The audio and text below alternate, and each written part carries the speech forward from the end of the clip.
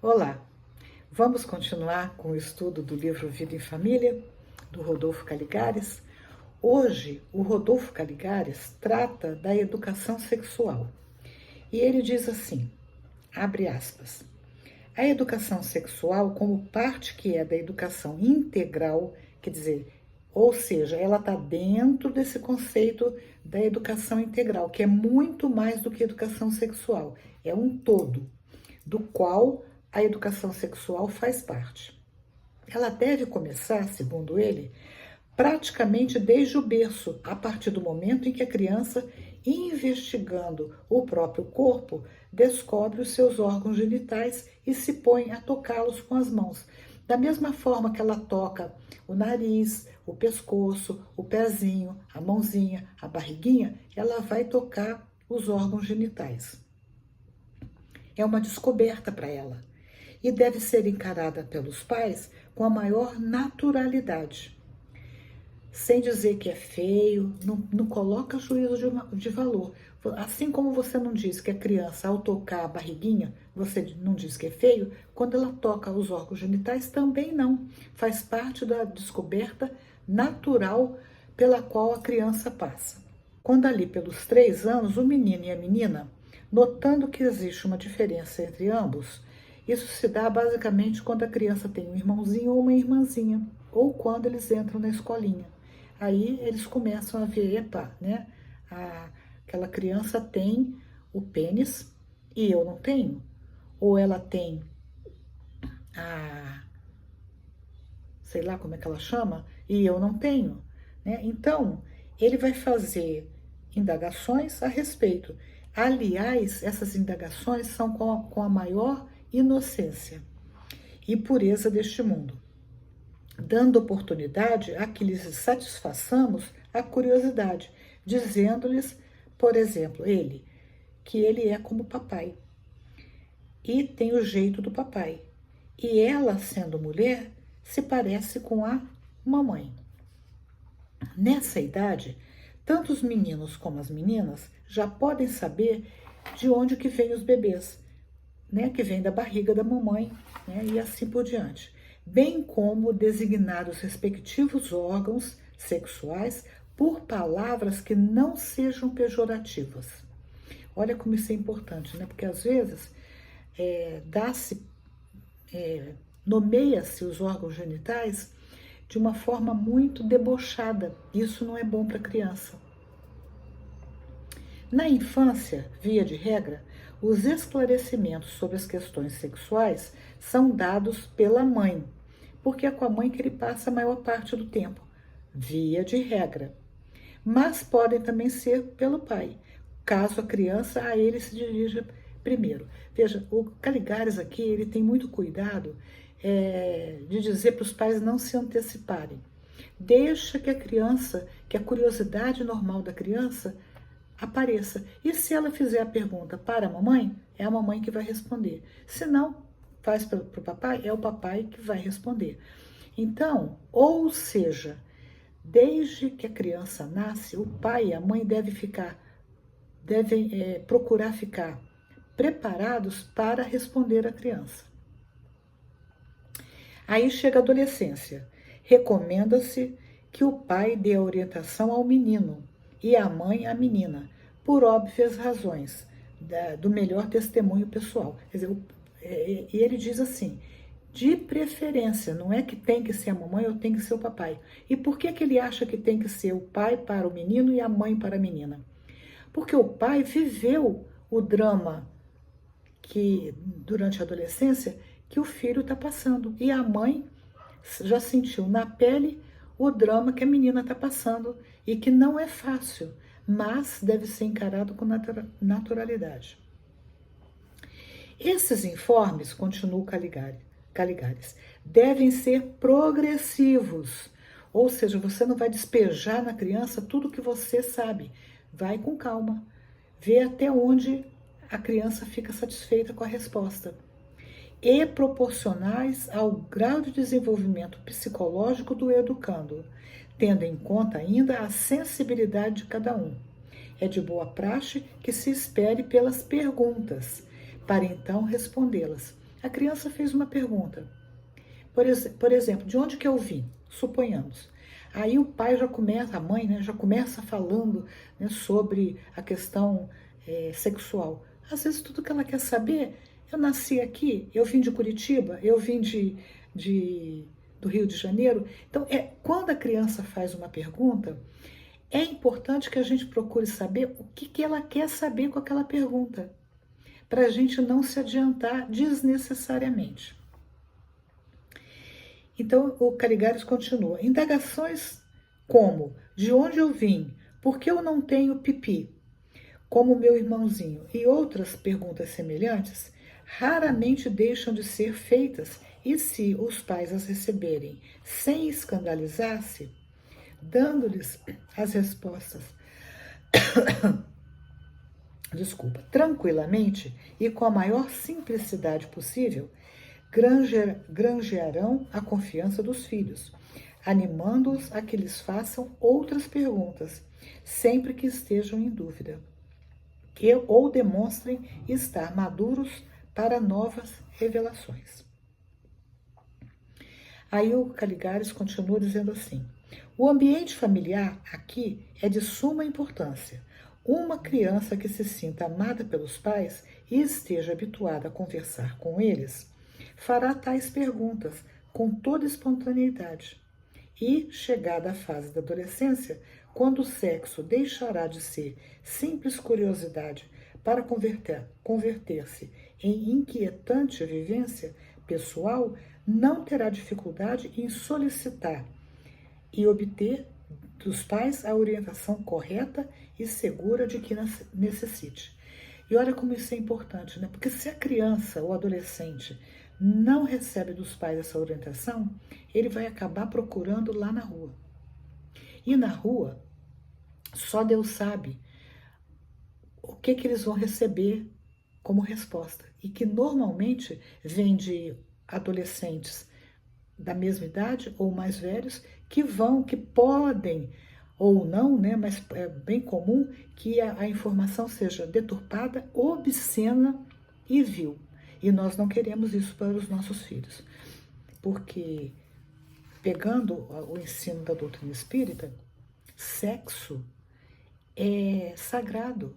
O nosso corpo é sagrado. O nosso corpo é um templo que nós recebemos ao nascer para o nosso desenvolvimento. Então, e o sexo está dentro disso. Quer dizer, se eu encaro o sexo de uma forma deturpada, muito provavelmente ou eu vou me frustrar, ou eu vou antecipar uma vivência que não é legal para o ser humano, né? Daí a gente vê tantas meninas sendo mães muito jovens, se entregando a relações sexuais sem a maturidade necessária. E o mesmo se aplica aos rapazes. A diferença é que o ato sexual na menina pode, com muita frequência, gerar um novo ser.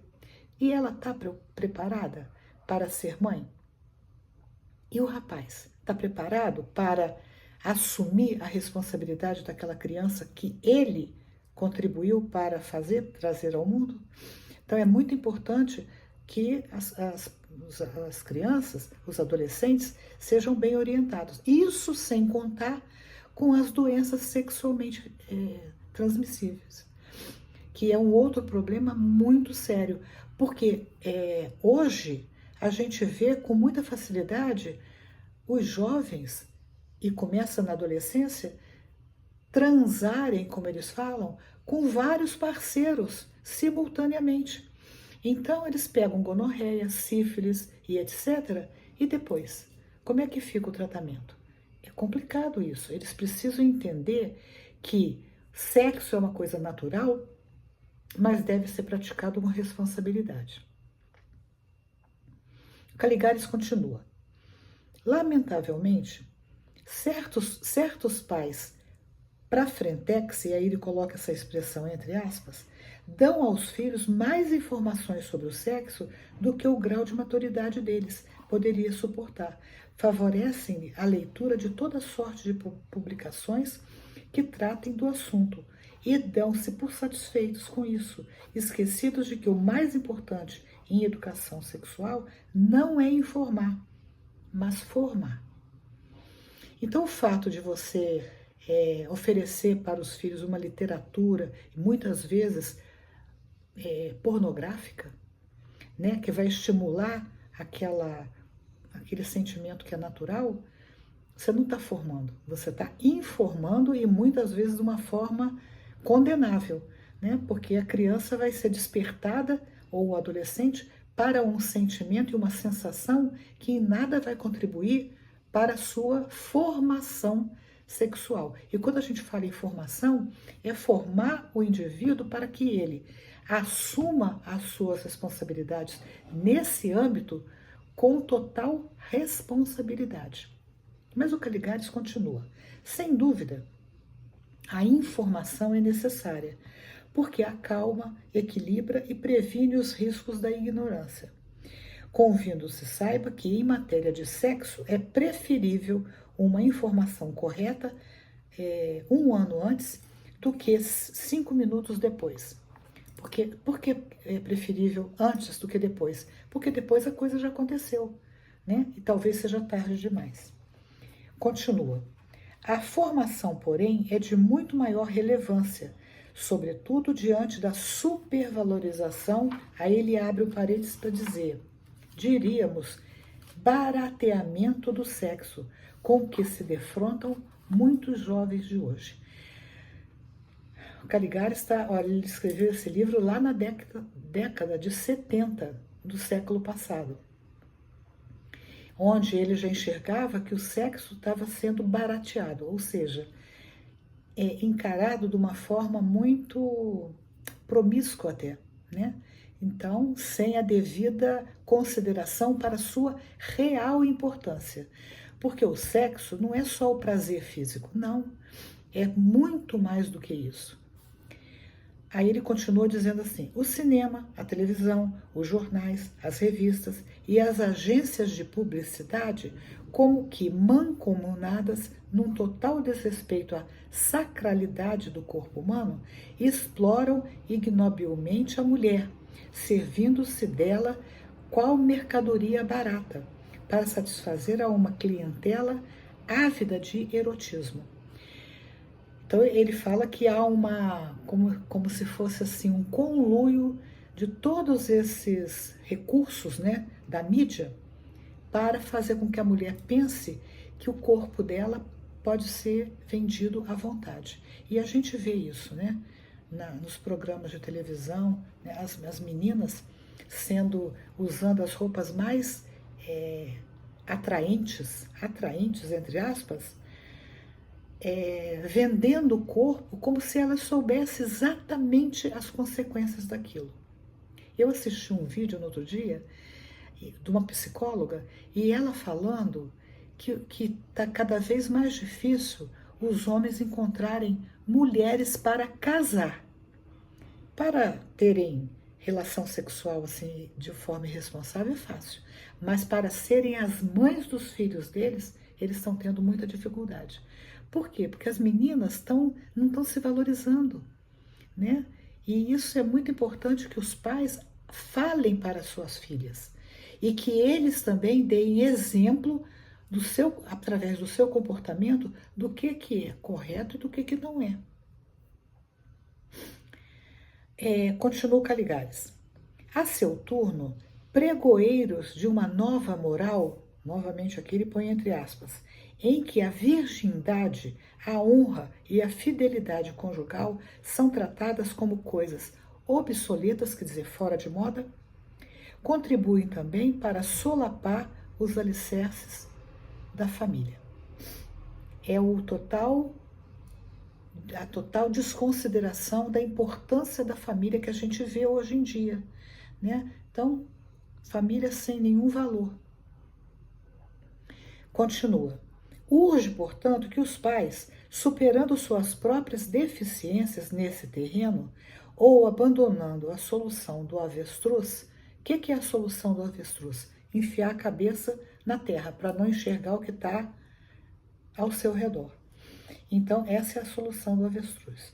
Que os pais tomem a firme decisão de proteger os seus filhos contra os enormes perigos que os cercam e os assediam a todo instante e de todos os lados. Por isso, é preciso conduzi-los à autodisciplina. Quer dizer, o pai e a mãe não vão estar do lado da criança o tempo todo, do adolescente, né, e do jovem. Mas esses jovens, esses adolescentes, essa criança, e cada vez isso está mais precoce, eles precisam ter uma informação sadia, saudável e firme para que quando os pais não estiverem presentes, eles saibam dizer não quando eles tiverem que dizer não.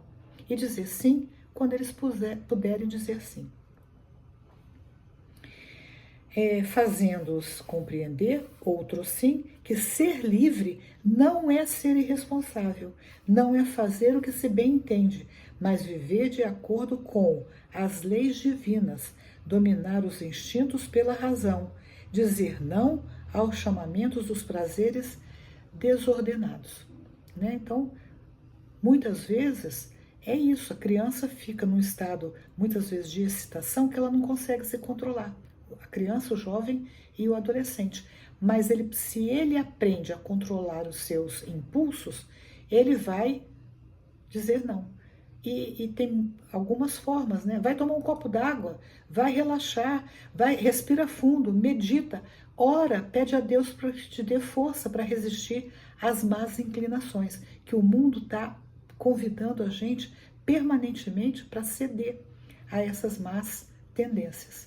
Que é próprio do espírito, porque como espíritos ainda inferiores que nós somos, por isso a gente está aqui no planeta de provas e expiações, porque se nós já fôssemos evoluídos e não tivéssemos mais essa tendência de ceder aos excessos, né, a gente não estaria reencarnando aqui na Terra. Certo? Gostaram desse vídeo? Se gostaram, dê um joinha, compartilhem e comentem. Até o próximo vídeo, se Deus quiser.